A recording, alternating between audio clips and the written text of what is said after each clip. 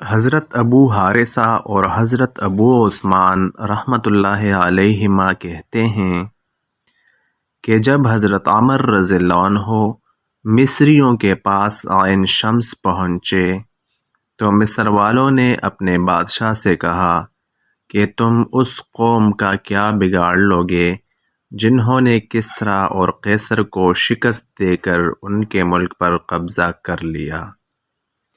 ان سے صلح کر لو اور ان سے معاہدہ کر لو، نہ خود ان کے سامنے مقابلہ کے لیے جاؤ اور نہ ہمیں لے جاؤ۔ لیکن بادشاہ نہ مانا۔ یہ قصہ چوتھے دن کا ہے اور اس نے مسلمانوں پر حملہ کر کے جنگ شروع کر دی۔ حضرت زبیر رضی اللہ عنہ ان کے شہر کی فصیل پر چڑھ گئے۔ یہ منظر دیکھ کر وہ ڈر گئے اور انہوں نے حضرت عمر رضی اللہ عنہ کے لیے شہر کا دروازہ کھول دیا اور صلح کرنے کے لیے شہر سے باہر نکل آئے۔ حضرت عمر رضی اللہ عنہ نے ان کی صلح کو منظور کر لیا۔ حضرت زبیر رضی اللہ عنہ تو ان پر غالب ہو کر دیوار سے شہر میں اترے۔ حضرت سلیمان بن بریدہ رحمۃ اللہ علیہ کہتے ہیں کہ جب امیر المومنین حضرت عمر رضی اللہ عنہ کے پاس اہل ایمان کا لشکر جمع ہو جاتا تو ان پر کسی صاحب علم اور فقیہ کو امیر بنا دیتے۔ چنانچہ ایک لشکر تیار ہوا۔ حضرت سلمہ بن قیس اشجعی رضی اللہ عنہ کو ان کا امیر بنایا اور ان کو یہ ہدایات دیں، تم اللہ کا نام لے کر چلو اور اللہ کے راستہ میں ان لوگوں سے جنگ کرو جو اللہ کا انکار کرتے ہیں۔ جب تمہارا مشرک دشمن سے سامنا ہو تو ان کو 3 باتوں کی دعوت دو۔ سب سے پہلے تو ان کو اسلام کی دعوت دو۔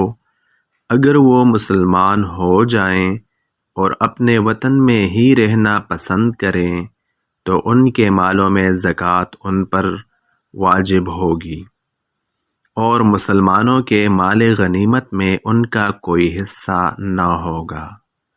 اور اگر وہ تمہارے ساتھ مدینہ میں رہنا پسند کریں تو انہیں وہ تمام حقوق حاصل ہوں گے جو تمہیں حاصل ہیں، اور ان پر وہ تمام ذمہ داریاں عائد ہوں گی جو تم پر ہیں۔ اور اگر انکار کریں تو انہیں جزیہ دینے کی دعوت دو۔ اگر وہ جزیہ دینے پر راضی ہو جائیں تو ان کے دشمنوں سے جنگ کرنا اور ان کو جزیہ کی ادائیگی کے لیے فارغ کر دینا اور ان کو ان کی طاقت سے زیادہ کسی کام کی تکلیف نہ دینا۔ اگر وہ جزیہ دینے سے بھی انکار کر دیں تو ان سے جنگ کرو، اللہ تعالیٰ ان کے مقابلہ میں تمہاری مدد کرے گا۔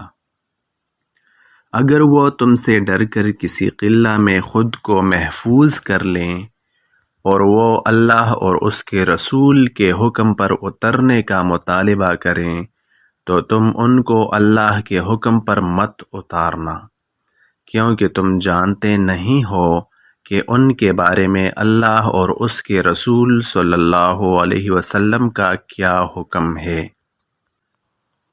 اور اگر وہ اللہ اور اس کے رسول صلی اللہ علیہ وسلم کی ذمہ داری پر اترنے کا مطالبہ کریں تو تم ان کو اللہ اور اس کے رسول صلی اللہ علیہ وسلم کی ذمہ داری پر مت اتارنا، بلکہ ان کو اپنی ذمہ داری پر اتارنا۔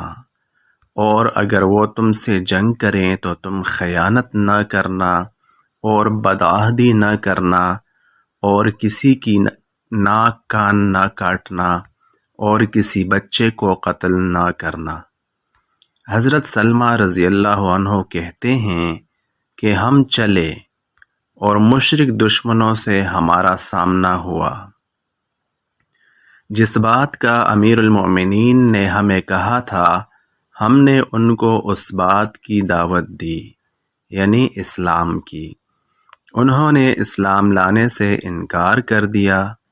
پھر ہم نے ان کو جزیہ کی دعوت دی، انہوں نے اسے بھی ماننے سے انکار کر دیا۔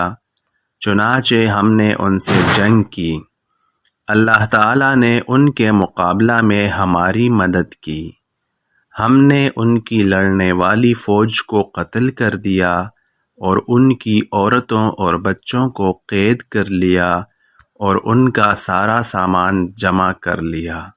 آگے لمبی حدیث ہے۔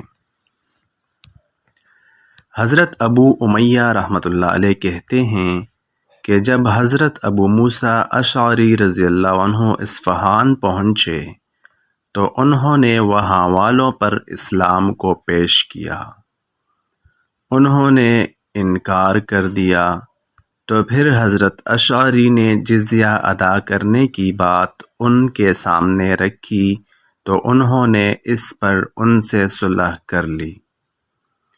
رات تو انہوں نے صلح پر گزاری، لیکن صبح ہوتے ہی انہوں نے غداری کی اور جنگ شروع کر دی۔